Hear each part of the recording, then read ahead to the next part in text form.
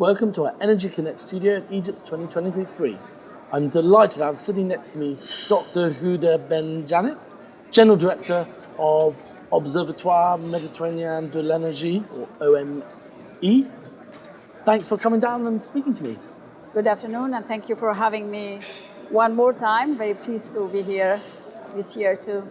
Yeah, and obviously since we last spoke in Cairo last year, OME has issued its latest edition of the Mediterranean Energy Perspectives at COP27 at the end of last year, with a focus on how we could decarbonise the Mediterranean region. What are the main lessons learned and how did it go at COP? So, COP was, in my point of view, a success. We were really very delighted that for the first time we had a decarbonizing day. Because we at OME believe that energy transition, of course, is a must for the Mediterranean region. So I think that we do all agree, in particular, that the Mediterranean region, as I said last year, is a hot spot. So climate change is a serious issue that we need to tackle, and the role of energy is, of course, known. And but we need to be the most realistic as well, pragmatic. So ambition, but with realism. At the occasion of COP27, we have updated our Mediterranean energy perspective, and we came with a scenario in which we have envisaged decarbonizing the Mediterranean, the full Mediterranean, by 2050. And this work has been done in the framework of the roadmap following the UFM Energy Ministerial meeting that decided on a declaration in which they have agreed on fostering cooperation, and they wanted also for OME to have this scenario and this as a tool also for discussion and decision making and how we go there. So what are the main outcome of this decarbonizing the Mediterranean? Let me first come back to the reality of where we are today. Today, the Mediterranean the energy mix is 76% based on hydrocarbons. This is where we are starting to decarbonize the Mediterranean region by 2050. The situation between the North Mediterranean countries and the South Mediterranean countries are absolutely different. In the way that in the North, we have already embarked in an energy transition with energy efficiency, with renewables, with technologies available, with the resources which are available. And in the South Mediterranean countries, we are starting from the situation, as I said, much more hydrocarbons-based. This is more than 90% of the energy mix in the South, which is based on hydrocarbons. And we are starting also from a level of energy consumption, demand, or electricity much lower. So the situation. Then we look at the future. What are the main driver for energy demand in the future? Of course, this is economic growth and economic development, which will be driving the energy demand growth. And what the experts are telling us is that in the North Mediterranean, the population will decrease, minus 14 million, whether in the South Mediterranean countries, we will be having 135 million people more, meaning that the South countries have to make their transition, but in the same time fuel their economies and also the new population. So if we decarbonize the Mediterranean and we have all technologies available, so this is in theory possible, but it will be a big shift. And we can succeed in doing so thanks to energy efficiency first. Mm-hmm. So we need to accelerate the energy efficiency for the region. It will have the saving that we could have is 50% thanks to energy efficiency first. Then renewables, of course. The region is endowed with a huge renewable energy resources, and so this is the second contributor, but all technologies are needed. So we need to promote CCUS, we need to promote green gases, hydrogen, of course, and we need to accept that you look at it from the different perspective, we will still need hydrocarbons, and in particular, natural gas. So we within our scenario in the South Med, we expect that 30% of energy demand will be still coming from natural gas, even if in a full decarbonizing scenario. And this is very important because in order to see how we get there. So if we compare such a scenario with a business as usual trend, which is what's going on, and within the NDCs that the countries have announced, the story will be completely different because we will still keep 70% of the energy mix based on fuel, fossil fuel in the South Med.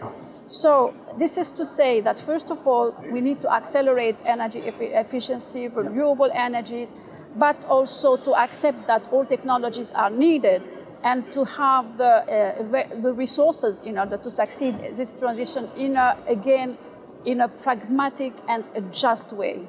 Yeah, that's really interesting. And then I think one thing which you've heard about, investments or lack of investment, and then investments in new energies. So we assessed what would be the investment needs for such a scenario and also for the business as usual. And the conclusion is that we would need 6.7 trillion euros up by 2050 in order to invest, in order to reach this decarbonization in the Mediterranean.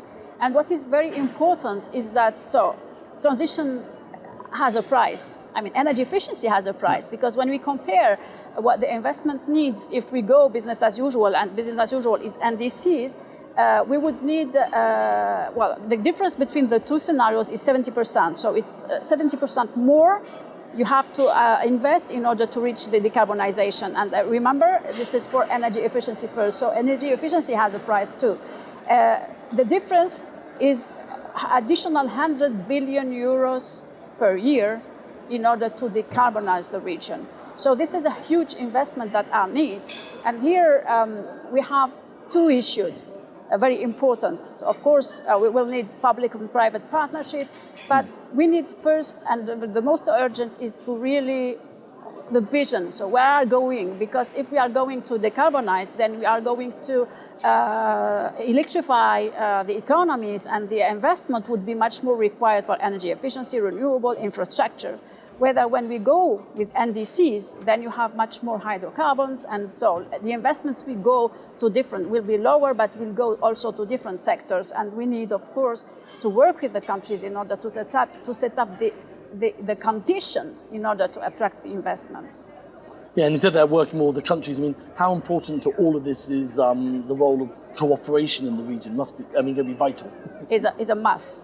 OME was built 30 years ago to promote cooperation between the Mediterranean region, because no single country has everything, no single companies has everything, and so we're putting together the Mediterranean countries. We have everything there. So cooperation is absolutely important. That's what we are doing since, again, 30 years. What is not known is that OME and these energy companies association is behind the first renewable energy projects in the Mediterranean region. We are behind the first demand-side management project in the region. So we have built the basis for that. And so we continue, but we continue within our voicing the point of view of the energy industry toward the European Commission, Union for the Mediterranean, cooperating with them among our members, but also our organizations. But we also, since the beginning, and we more and more are convinced that we need to extend and to work also with other organizations. And I'm very happy that today we have signed the Memorandum of Understanding with the East Med Gas Forum. So you asked me what I think about East Med Gas Forum last time, and I said how much I was excited about this organization and the need of such organization. And today I'm very happy to announce that OME and the East Med Gas Forum has joined forces. And so we have signed a Memorandum of Understanding. And so cooperation is really a must. This needs also even to extend to research. So we need to build the future together in order to also invent the solutions which are adapted to the situation of the South Mediterranean countries. And so cooperation for me is really a must. We will continue doing it from our side.